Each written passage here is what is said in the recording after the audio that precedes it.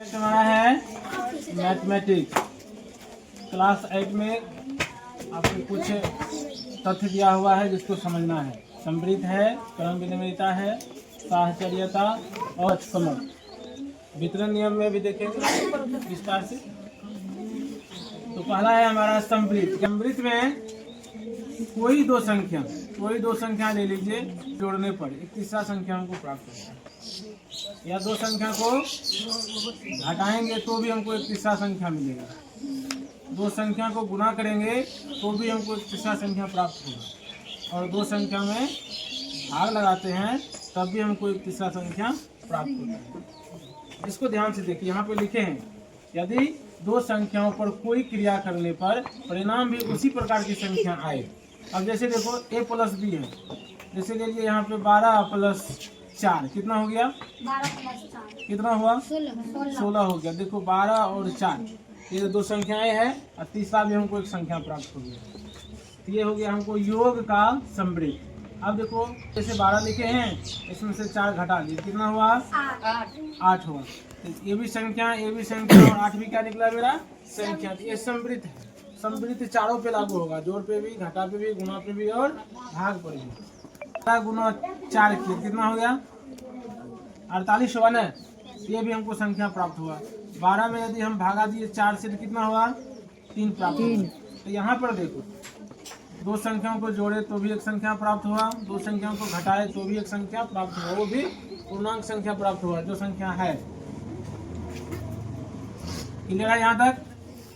दूसरा देखिए क्रम विनिमयता। क्रम विनिमयता क्या होता है, इसमें क्रम को बदल देते हैं। क्या करते हैं, क्रम को बदल देते हैं। ये दो पे लागू होगा, दो संक्रियाएं इसमें होगी, एक होगा जोड़ पे और दूसरा होगा गुना पे। जोड़ और गुना ये घटा और भाग पे लागू नहीं होता है।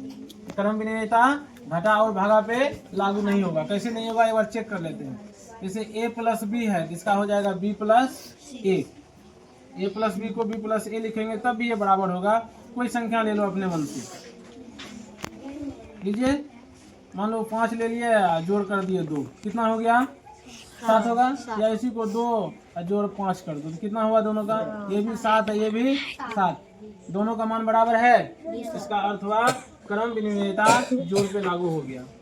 अब घटा पे लागू नहीं होगा। ये तुम लोग देखो 5 में से 2 को घटाएंगे या 2 में से 5 को घटाएंगे, दोनों बराबर बात है क्या, नहीं है। ये बचेगा हमको 3 है, ये बचेगा -3, दोनों बराबर नहीं है, ठीक है ना। इसलिए ये घटा पे लागू नहीं होता। ओके, अब गुना पे देखो लागू होगा। गुना पे 5 गुना 2 किए कितना हुआ, 10, और 2 गुना 5 किए कितना हुआ, 10। दोनों तरफ क्या हो गया, 10 बराबर हो गया। इसका मतलब गुना पे लागू हो गया। भागा करके देखो 10 भागा 2 कर लो या 2 भागा 10 कर लो, दोनों बराबर बात है। 10 में 2 से भाग देंगे तो ये 5 आएगा, 2 में 10 से भाग देंगे तो 0.2 आएगा। दोनों बराबर है, नहीं है बराबर। इसका अर्थ हुआ ये योग पे लागू होगा और गुना पे लागू होगा। क्रम विनिमयता किस पे लागू होगा, जोड़ और गुना पे। समृद्ध किस पे लागू हुआ, सभी पे, जोड़ पे, घटा पे, गुना पे और भाग पे। अब देखेंगे साहचर्यता। क्या देखना है, साहचर्यता। ये भी 2 पे लागू होता है, जोड़ पे लागू होगा और गुना पे लागू होगा, घटा और भाग पे लागू नहीं होता है। करके देखो योग का साहचर्यता पहले देख लेते हैं। a प्लस बी प्लस सी बराबर a प्लस बी प्लस सी, दोनों तरफ बराबर लिखे। केवल इसमें कोष्ठ का अंतर करेंगे। प्रथम वाला को इसमें घेर दिए हैं, इसमें लास्ट वाला को घेरेंगे। तो दिक्कत कहने का अर्थ है अगर कोष्ठ लगा के प्रथम वाला में हल करेंगे, इसमें बाद वाला में करेंगे तो भी बराबर होगा। एक अंक लेके चेक कर लेते हैं। 5 प्लस 2 प्लस 3, ठीक है। फर्स्ट में कोष्ठ दे दो, इसमें भी सेम संख्या लिखो। 5 प्लस 2 प्लस 3, इसमें लास्ट में कोष्ठ लगा दो। तो बताओ पहले कोष्ठ की क्रिया करते हैं ना, कोष्ठ की क्रिया, किसकी क्रिया करेंगे, कोष्ठ की करो। तो 5 प्लस 2 कितना हो गया, 7 प्लस 3 बराबर कितना हो गया, 10, है ना। दोनों बराबर है, दोनों बराबर है, इसका मतलब इस पे लागू हो गया। यानी साहचर्यता नियम जो है योग पे लागू हुआ, घटा पे लागू नहीं होगा। छोड़ देते हैं, चेक नहीं करेंगे। ये गुना पे लागू होगा। किस पे लागू होगा, जैसे देखो a Guna b Guna c बराबर a Guna b Guna c करेंगे। फर्स्ट वाला दोनों को घेर दो, इसके लास्ट वाला घेर दो, तब ये लागू हो जाएगा। जो संख्या ऊपर लिए थे सेम नीचे लेते हैं। देखो 5 इंटू 2 पोस्ट में कर लेते हैं और फिर इंटू क्या लिखेंगे 3। यहाँ पर देखो 5 इंटू 2 इंटू 3 सेम है। अब देखो इसको करके देखो, पहले कोष्ट की क्रिया करेंगे। 5 इंटू 2 करेंगे कितना होगा 10 इंटू 3 कर दो कितना हो गया 30। इधर चेक करो, 5 का 5 रखेंगे और 2 इंटू 3 करेंगे कितना हो गया 6। अब पूरे कर लेंगे इसको कितना हो जाएगा, ये 30 है, इधर भी 30 हो गया, दोनों बराबर हुआ। इसका अर्थ हुआ ये योग पे लागू होगा और किस पे लागू हुआ, गुना पे लागू होगा। तो सहचर्यता नियम जो है हमारा ये योग और गुना पे लागू होगा। कोई दिक्कत। अब देखिए वितरण नियम। वितरण नियम जो है ये हमारा जोड़ और घटा पे लागू होता है। किस पे लागू होता है, जोड़ और घटाओ पे। देखिए एग्जाम्पल, ए बी प्लस सी बराबर इसका होता है ए गुना सी, ए गुना बी प्लस ए गुना सी। कोई संख्या ले लो, 5 इंटू 8 प्लस 2 क्लियर है। इसी को देखो इधर हम लिख सकते हैं 5 इंटू 8, 5 इंटू 8,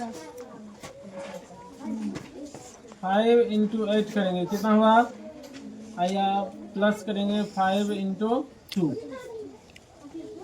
इधर हल करेंगे तो 5 इंटू 8 प्लस 2 10 हो गया।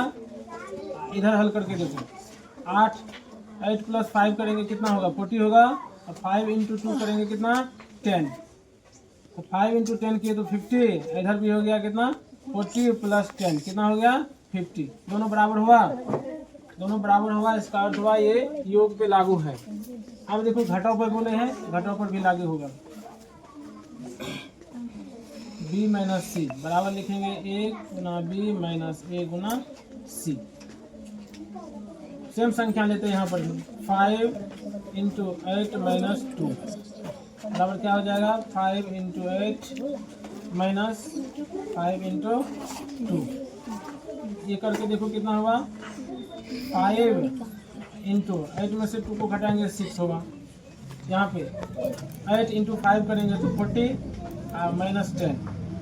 यहाँ पे देखो 5 इंटू 6 करेंगे कितना हुआ 30। अब 40 में से 10 गया कितना हुआ 30। बातचीत नहीं, एक है योग तत्समक, दूसरा है गुना तत्समक। योग तत्समक शून्य को बोलते हैं, किसको बोलते हैं शून्य को, और गुना तत्समक 1 को बोलते हैं। तत्समक का अर्थ हुआ अगर संख्या में जोड़ेंगे तो उसका मान नहीं बदलना चाहिए, और गुना करेंगे तो भी मान नहीं बदलना चाहिए। तो योग का तत्समक 0 है। अगर किसी संख्या में 0 जोड़ते हैं तो मान बदलता है क्या, नहीं बदलता है। एग्जाम्पल में एक बार देख लो, अगर 5 है इसमें 0 जोड़ दिए तो कितना 50 हो जाएगा क्या, नहीं 5 होगा। बताइए 8 में 0 जोड़ेंगे क्या हो जाएगा 80 हो जाएगा, नहीं क्या होगा 8 होगा। तो इसमें देखो x प्लस 0 करेंगे तो भी हमारा x प्राप्त होता है। यानी किसी संख्या में हम शून्य को जोड़े तो उसका मान में कोई परिवर्तन नहीं होगा। नेक्स्ट देखिए गुना तत्समक, अगर किसी भी संख्या में 1 को गुना करते हैं तो भी उसके मान में कोई परिवर्तन नहीं होता है। जैसे एक बार चेक करके देखो 5 इंटू 1 कितना हो गया 6, 5 होगा कितना होगा 5।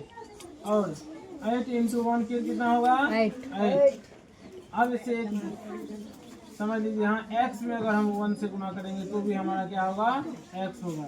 यानी याद रखिए योग का तत्समक हमारा शून्य है और गुना का तत्समक क्या है 1 है। एक बार फिर से रिवीजन कर लीजिए।